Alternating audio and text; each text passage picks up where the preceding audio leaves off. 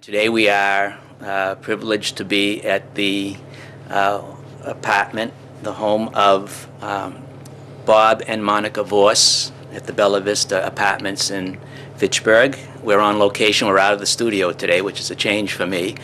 And we're going to be interviewing Bob Vorse and Bill Gettens, who grew up in the Plains section of Leominster. And we have a lot of questions to ask the gentlemen, and we're going to enjoy their reminiscences and their remembrances of growing up in the Plains section of Leominster. And my first question, and I think I'll begin with Bob, and then I'll direct it to Bill. The Plains, where is the Plains section of Leominster, Bob? Plains section starts at the corner of North Main and Main in Leominster and runs down to the Natural River and right across the street at the where the Armory is now. And that's the end of the Plains, and then North Leominster starts there. And the Plains is the Plains because it's so flat all the way down. Flat area, and it is when you think, if you picture Doyle Field, it is a flat area. That whole area in there, yeah, including the evergreen, it is flat. Well, you've answered my question about why it was called the Plains. We know where it is, and we know it's called the Plains because it was flat. Bill, when were you kids growing up in the Plains? It was in the 30s and the 40s we grew up in the Plains. 1930s and 1940s, right. Yeah. So that was it was during the Depression era, right, and in World War II. And Bob went to St. Leo's School, the first grade, and I went to Pre-Street School, the first grade. Okay, that was just on the bottom. Pre-Street is like almost on a line also, the end of Doyle Field that runs over toward North Leominster. And that's where one of the neighborhood signs is, I think, at the end of Pre-Street, right. The North Main Street end, and then the other sign is at the fork where North Main and Main, near the Kentucky Fried Chicken area. Right. Yes. Yeah, so those two neighborhood signs are there. Right. Did you fellows, when you were boys in the neighborhood, did you venture out to French Hill a lot, or to the west side, or to Lincoln Terrace, or to the south end, the other neighborhoods, all the other neighborhoods of Leominster, many of which you haven't mentioned? I'd say not until we became teenagers. Bicycles, and then you got around. But up until the time you were a teenager, I think we stayed pretty local, right in the area. And I think every morning, or every good day, you'd find most of your people over in the top part of Doyle Field, in some part of it, either playing ball, running, or playing some kind of games. Or watching a baseball game, or watching the football team practice. One day, Syke got on a train. Train used to go through there about 5 miles an hour. New York, New Haven used to go through there. Syke jumped on a train one day, right? Yeah. Everybody's going nuts, and he got on the train on the left side of the Wellington. And by the time he hit Pre-Street, he was off the train. But everybody in the neighborhood was looking for him. Now, I did those things then. Yeah, right. Don't try this. We have to say to the kids, don't try this at home, right? Right. The train still, but not to the degree that they want. Do they still? No, they don't. Use that track now. That track that runs by Doyle Field no longer is active, right? It's closed. It's there, but it's not active. Yeah, right. Right, but in those days it was active. Oh, very, very. Very important. Right. Bill, you mentioned just in the little conversation we had before we started the interview officially that something about the Wellington and some props before the My great-grandfather, Patrick J. Sheehan, he came to this country as 14 years old. By the time he was like 27, he bought property on Green Street, 53 Green Street, where he built his house and raised 7 or 8 children there. And when Wellington was built in 1895, which is some 20 years later after he had built his house, and he sold at least part of that land to the Wellington Company to build that piano factory there. And he was very proud of that building, by the way, and it's still a very nice looking building. It is. And that, the Wellington Piano Factory, I remember it when I was growing up, it was Sellings. It was a Yes, that's what prior it to changed to that- afterwards. Right, and now it is the Wellington Apartments. Apartments. Condos, condominiums, you're right. Yeah. Gentlemen, when you were growing up, Doyle Field was Doyle Field completely built then, or? No, it came in our time. The top part was, yeah, it came in, the top part was then, but in 31, they laid their first corner. Yeah. But probably about 30, I'm not sure, but 32 or 33 is when they probably first used it for games and things. Yeah. because in 1941 and 2, Yeah. I used to wait at the gate and carry my brother's football bag up to Okay. up to Green Street. Well, Syke and I used to sit on the sidewalks in those days, in the early 30s. I'm talking 30s. And after the 34. high school game. Yeah, before the high school game, the Leominster High Band used to march down the street with the pom-pom girls and the cheerleaders and all that stuff, and the band, and blue and white all the way down the road, and all the kids would line the street and watch the band come down, right? And in back of the band was Charlie Broderick and his 34 Oldsmobile, or 33 Oldsmobile, whatever it was, right? We always saw him driving down with Kachowski in those days, right? And then the game would begin. But it was a very festive Saturday, every Saturday afternoon, right? It was The a street- big day. It was a big And day. I imagine the crowd was very, very It was large. very big. Yeah. Of course, we had guys like Ronnie Kale Yeah. that drew a few people to the ball games. Yeah, famous name in Leominster. Yeah, right. Uh, Later years, we had Skippy Salvatore, Mike Fantozzi, and some good guys too. Right, it's like, Eh, yeah. So I remember reading a little article. I don't know. I can't think of the old newspaper clipping, but it was, I think, an old newspaper clipping perhaps. And I remember an elderly lady telling me about, as a little girl, she was sitting, I guess, on Green Street, and told on the steps of her home, and told her father that, Dad, they're moving the houses. Do you remember anything about that? They actually moved some houses to make the upper field, I guess it would be. I think that was before our time. Yep. Do you remember? I don't remember it. But they did move some houses I though. think there were some houses moved. Because on the left side, there were houses there before the factory was there. Ah, Yeah. In old records of Leominster, in the city directories, there was actually houses along there. yeah, so Yeah, I yeah, mean, the yeah. construction itself of the field, Yeah. of the Doyle Yeah. Field area. Yeah, because Green Street used to run right down and intersect. I think it did. It used to be an old trotting park down here. It was called the Trotting Park or something down there. But where Doyle Field is today, where the baseball area is and where the track is. But the road used to go right down there, and I think it intersected Pre Street, didn't it? Before Well, built I the had to park? go over. Yeah, I think it went straight down. The tracks Yeah. ran across here. Pre-Street ran across there. Yeah, right. And that was the end of Doyle Field. Right. Yeah. And then across the street from that, actually started the sky, because the Clarks lived on the corner of Priest, and in back of their house Big was drop Foster Grant. Right. Big drop. And the Scar And- was down there. And the sky was down there, and Foster Grant was there. And the Scar is a place where everybody went to skate. Skating. And, And back of Pre-Street School. and the Scar was a loop in the Nashua River, right? Yeah. Yeah, it was Yeah. like almost discontinued in the Right. floodplain, like, you know. Right. But it always stayed wet there, and it froze. It was probably about 2 or 3 feet deep, and it was always a good place to skate. And it was exactly in back of Pre-Street School. Yeah, Ah, yeah, that area. yeah. You mentioned the kids in the neighborhood and some of the perhaps the families in the neighborhood. Were there? What was the nationality? We're all Americans, and that's wonderful. But Primary Irish. Well, a lot of them were Irish, and then Yeah. there was If you go up and down the city, Cahills, Learys, Rileys, Haleys, O'Donnells, Merricks, geez, right? Sheehan's. Sheehan's. We said Darcy. Then they had the Robbins, Yeah. McNally, Moran. Case, Yeah. Yeah. and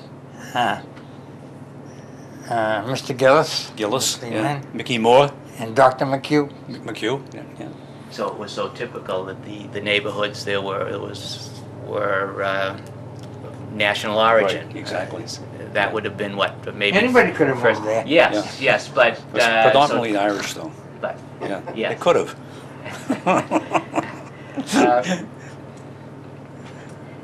When you fellas got to, did you go to Gallagher Junior High eventually? When Yes, you, we did. Once I you, did. Yeah, we both from did. St. Leo's Yeah. and then from I went Street. from St. Leo's to Gallagher also. And then you probably mixed with kids from other sections Oh, of town. yes. I met the whole town Met the here. whole town, which was a I went very to good 7th thing. grade there. He came in the 9th from St. Leo's, right? Yes. You went there in the 7th and you picked up all the people from all over town, and it gave you, it really broadened your horizons Right. immediately. You get to know everybody in all the other sections of the town. Yep. Yeah. Which is really what happens today, which Yeah, is right. which That is was- a wonderful That was thing. really great.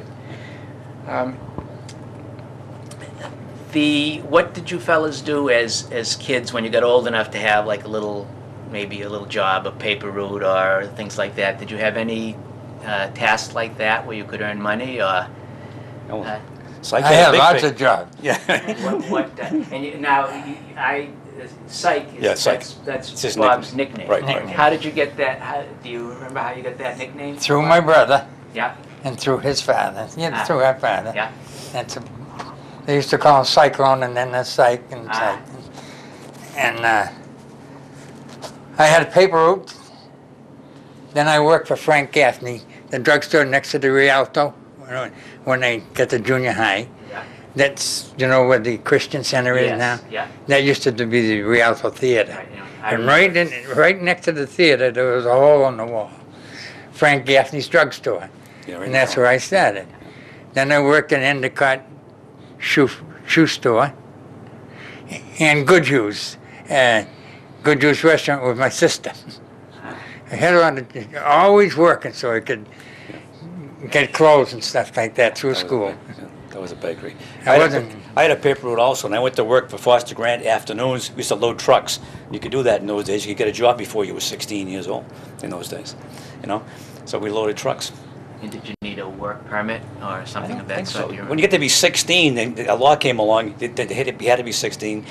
I think perhaps you're right. I think we did have to have a work permit. But I think it was after 16 we got the work permit. I don't remember having one before. But we used to load trucks in the afternoon. The shipping room, they leave the stuff there for us. We'd go out for 3 hours in the afternoon and load trucks. So you boys then you kept busy, very Yeah. very busy. I forgot I had a magazine route. I used to have the Colliers and the American magazine or something like that. I had like 145 magazines. That was a lot of magazines. You would Yeah. you'd have to Johnny Cabri. Yeah. Johnny Cabri. We'd Yeah. leave Merriam Avenue. From We'd Bell's leave Gate, Merriam yeah. Avenue in the morning and never get back till night. That's right. And it's the Leominster news agency Yeah, right. now, but The from Leominster that News. from that particular location, that's been a news That's agency right. for as Yes, long as I can remember. That's right. It's now Bigelow's, yeah. And the paper then was the Leominster Enterprise, Yeah, right? right, exactly, And then, yes. then the Sentinel and that. And Right. They merged, the Sentinel, Yeah. Leominster They Sentinel were two Enterprise. separate papers when we used Yes. to deliver them, right? Yes. Yeah. You don't by any chance remember how many papers you had on your route? I know former must. paper boys sometimes remember that. I had 100? Oh, I would say, I wouldn't say 100. I used to have to push a cart. And Yeah. 10, 20, 30, 40, 50. I have to go in the 50 area. I'm not going to say I can remember how many. I moved to North Leominster. And my- then I put in a plug for Victory Market. When Victory Market was down on Mechanic Street, years and years ago, Yeah. I worked there for a couple of months. Another. Speaking. Go ahead. Unlike his paper route, I moved to North Leominster when I was young, and then I papered in North Leominster, and the main street was okay, but the side streets like Pierce Street, Burge Avenue, and places like that, you would have probably a half a mile between houses in those days. So when you had like 15 papers on Pierce Street, you probably covered 3 miles Yeah. for 15 Mine customers. were all next to each other. Right. In that neighborhood. That's why I got bigger legs than these guys. And that's true because now the image I have of that area, It's all the houses are houses, close yeah. together, but It's all in those different now. days No, it wasn't. It was different. It was different. You always have to keep that in mind. Right. Today, when we go to supermarkets, and you mentioned Victory, and just before I get into that, where the Victory executive offices are Yeah. now Yeah. on Main Street. Main Street. That's where the traffic.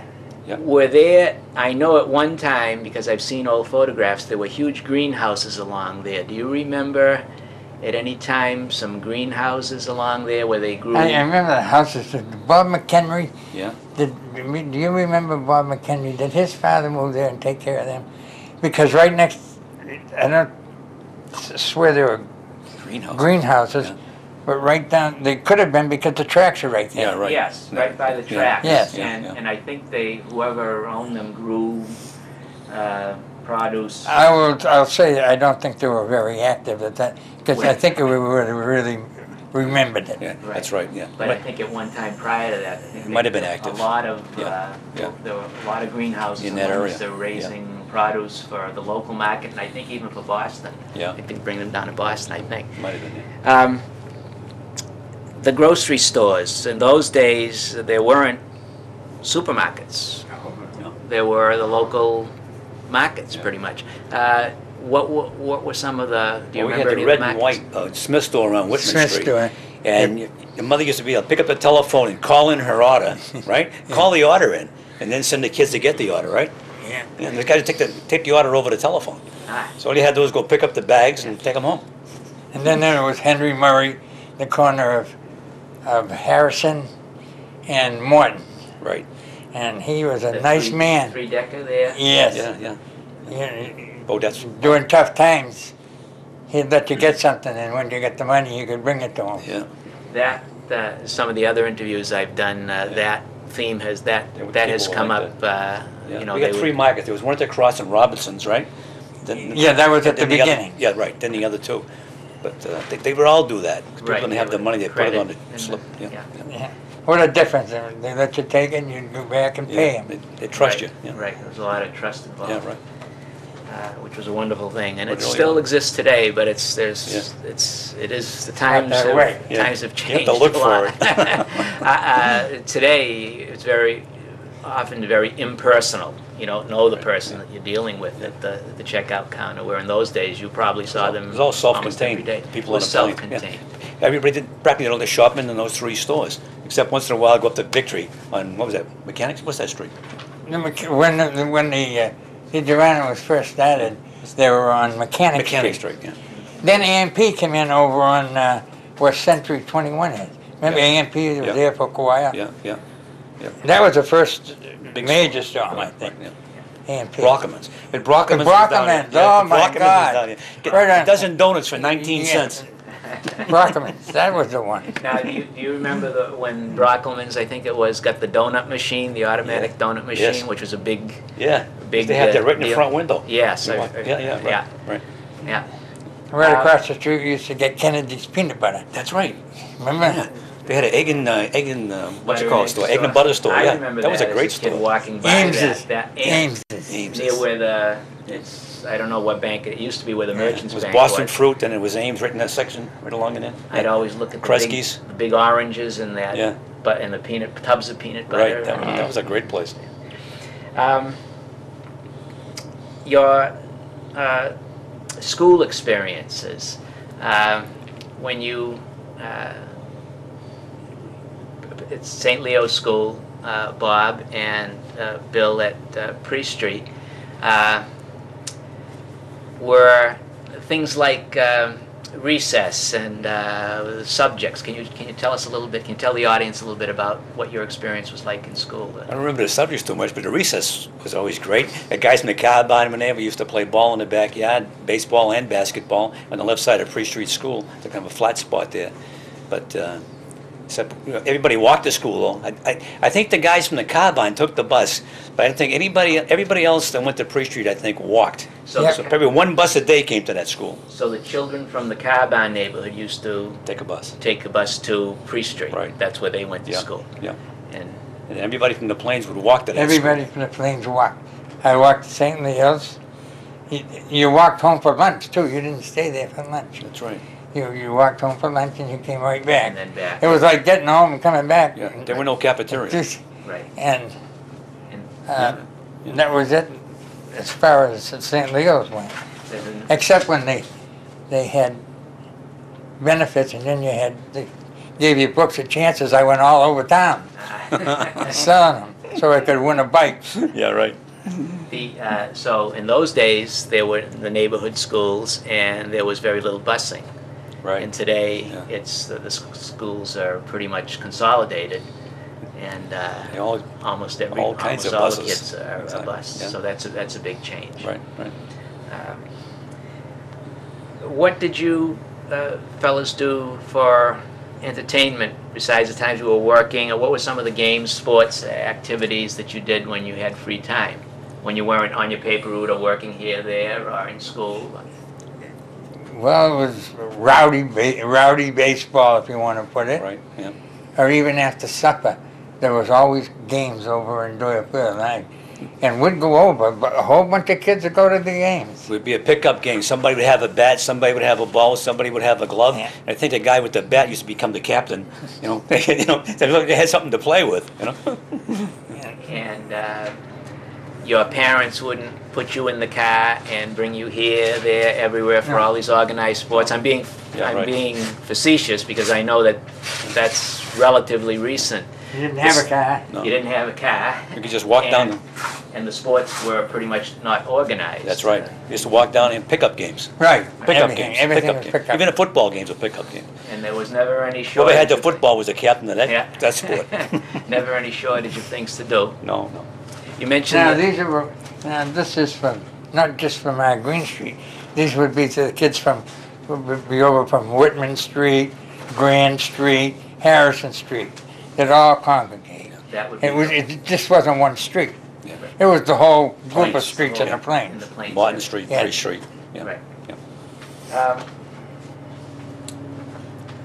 Do you remember any other big events at Doyle Field? I mean, any big celebrations or any extra special events that happened during that era? Can you recall anything? They had a big Seeing celebration. Ronnie Cahill play football. Yeah, that was it. You could pass practically the whole length of the field and put the ball right in the guy's hands. But I think they had a celebration on Leominster, like, was it 1740? Leominster was 1740. It must have been 1940. They had a 200th anniversary or something, right? They had a big celebration at Doyle Field. All kinds of lights at night and everything. And that particular night, Ronnie Cahill did some passing just for an exhibition that night. And that was fantastic for all the guys who were just getting to know him, kind of thing, at that time, right? And then, I remember that big celebration there, just a whole ballpark, football field, the big He bowl. lived right across the street from the Grand Street gate. Right. So Ronnie Cahill was from the Plains, He Right. lived right across the street from the gate. Yeah, right. Ah. Yeah. from the Grand Street gate. Yeah. They say he hardly ever showed up for practice. He was a natural, and he just come to when the game just before the game started. He'd show up and play a beautiful game. He wasn't nervous or anything. Never got himself really all riled up before the game. Okay. Yeah. I think the band assembled probably right at the corner of Main Street and Green, right? It's like Yeah. and then marched down the Then street. they marched down to the street. And then after the game, they'd start at the gate where the clubhouse is. Right. They'd start at the gate, then march up Green Street. Then sometimes they march right up to town. Up to the Usually square. victorious. Yeah. Yeah, always, Yeah, yeah. right. All right. Leominster was already psyched up before the game started. They had guys like Americo, they had Tocoletti, of course they had Ronnie Cahill, they had Mitch Lemoyne, they had guys that were really good ball Tommy players. Rock. Tommy Rock, great guys. Great Billy football- Ray.